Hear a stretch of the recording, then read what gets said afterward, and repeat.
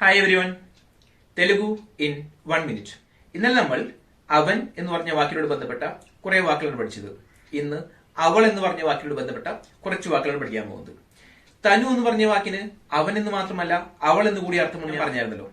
അപ്പൊ അതുകൊണ്ട് തന്നെ അവൾ എന്ന് പറയാനായിട്ട് തനു എന്ന് ഉപയോഗിക്കും, ആമേ എന്ന് ഉപയോഗിക്കും. ഇനി ഇവൾ എന്ന് പറയാനായിട്ട് ഈമേ എന്നാണ് പറയുന്നത്. ഇനി ഞാൻ നേരത്തെ പറഞ്ഞതുപോലെ അവളുടെ, അവളുടേത് എന്ന് പറയാനായിട്ട് തന, തനതി എന്നും ഉപയോഗിക്കാം.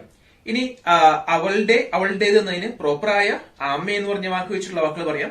അവളുടെ എന്ന് പറയാനായിട്ട് ആമേ എന്ന് തന്നെയാണ് പറയുന്നത്. ഉദാഹരണത്തിന് ആമേ പെൻ എന്ന് വെച്ച് കഴിഞ്ഞാൽ അവളുടെ പേന. ഇനി ആമെതി എന്ന് പറഞ്ഞു കഴിഞ്ഞാൽ അവളുടേത് എന്നാണ് അർത്ഥം. അതേപോലെ തന്നെ അവൾക്ക് എന്ന് പറഞ്ഞ വാക്കാണ് ആമയ്ക്ക്. അപ്പം ആമയ്ക്ക് ഒക്കെ കാർ കാബാലി എന്ന് വെച്ച് കഴിഞ്ഞാൽ അവൾക്ക് ഒരു കാർ വേണമെന്നാണ് അർത്ഥം. അപ്പോ ഇന്ന് പഠിച്ച വാക്കുകൾ തനു, ആമേ, ഇത് രണ്ടും അവൾ എന്ന് പറഞ്ഞതിന് ഉപയോഗിക്കാം. ഈമേ എന്ന് വെച്ചാൽ ഇവൾ, ആമേ എന്ന് വെച്ച് കഴിഞ്ഞാൽ അവളുടെ, ആമേതി എന്ന് വെച്ചാൽ അവളുടേത്, ആമയ്ക്ക് എന്ന് വെച്ച് കഴിഞ്ഞാൽ അവൾക്ക്. ഓക്കെ, അത്രയും പറയുന്നുള്ളൂ. ബൈ.